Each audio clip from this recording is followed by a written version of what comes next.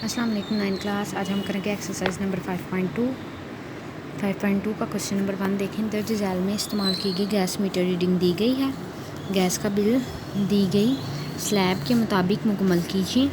Knees इसमें किराया metre और GST भी शामिल कीजिए। गैस की मीटर रीडिंग दे दी गई या हमने बिल फाइंड आउट करना है और उसमें हमने दो चीज़ें ऐड करनी है, किराया मीटर और GST भी। देखिए ज़रा, फर्स्ट क्वेश्चन है हमारे पास 3.0756 HM3।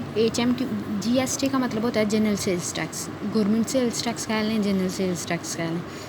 3.0756 hectometre cube. HM3 का मतलब है हेक्टोमीटर क्यूब, ये यूनिट है वॉल्यूम का, और गैस के मतलब के ना बिल की मेजरमेंट इसमें की जाती है।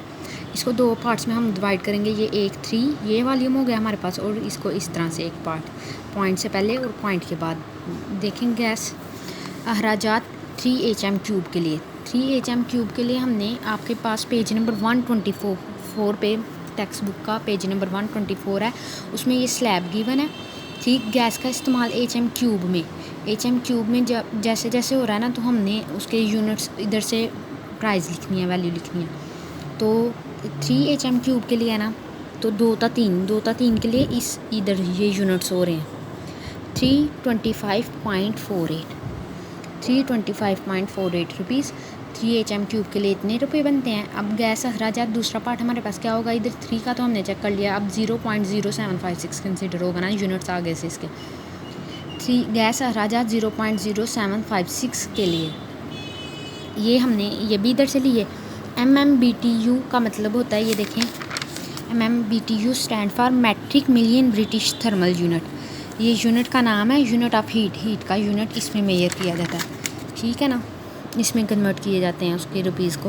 ये देखें इधर हमारे पास उन्होंने 0.0756 का है ना, 0.0 से लेके 0.50 तक, तो इसमें ये आ रहा है ना 0.07, इधर से इसके दरमियान आ रहा है, तो ये वैल्यू इसकी होगी। ये यूज़ की हमने 80.65 टेबल जो आपको गिवन है पेज नंबर 124 पे, उधर से टेक्स्ट बुक से आपने वैल्यू लिखनी है।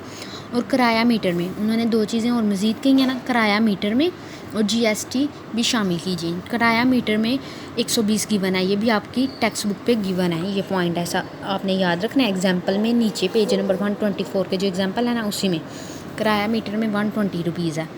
अब ये इन तीनों प्राइजेस को आपने प्लस कर देना, ऐड कर देना, कुल रकम इनको ऐड करके ना हमारे पास आएगा 526.30 रुपीज़। अब ये जो कुल रकम आई है, इस पे GST जनरल सेल्स टैक्स जो गवर्नमेंट के लिए है ना, वो हमने इस पे टैक्स फाइंड आउट करना है। जनरल सेल्स टैक्स की शरह हमारे पास होती है 16%।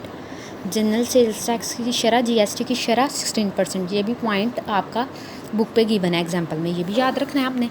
जनरल सेल्स टैक्स की शरह 16%, 16 डिवाइडेड बाय 100 किस वैल्यू पे हमने फाइंड आउट करना है, ये कुल रकम पे 526.13 पे इसको मल्टीप्लाई किया, कैलकुलेट किया, तो हमारे पास आ जाएगा 84.18। अब मौजूदा बिल, करंट बिल जो हमने फाइंड आउट करना था, अब बिल कितना होगा हमारे पास, कुल रकम और उस पर जो टैक्स, उस पर टैक्स कितना पे करना पड़ेगा, इतना 526.30 किया 0.13 प्लस 84.18 किया, हमारे पास आ गया 610.31 रुपीज़।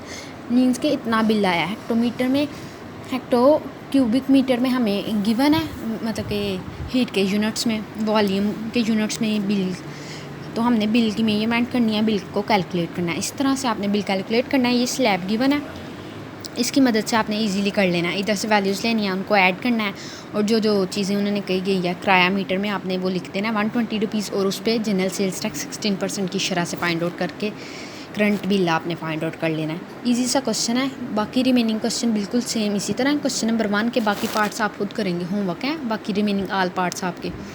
फिर भी अगर कोई प्रॉब्लम हुई तो आप डिस्कस कर लीजिएगा मुझसे, पूछ लीजिएगा, मैसेज कर दीजिएगा। ओके जी 9 क्लास, इस क्वेश्चन की प्रैक्टिस भी करनी है आपने, होमवर्क भी। अल्लाह हाफिज़।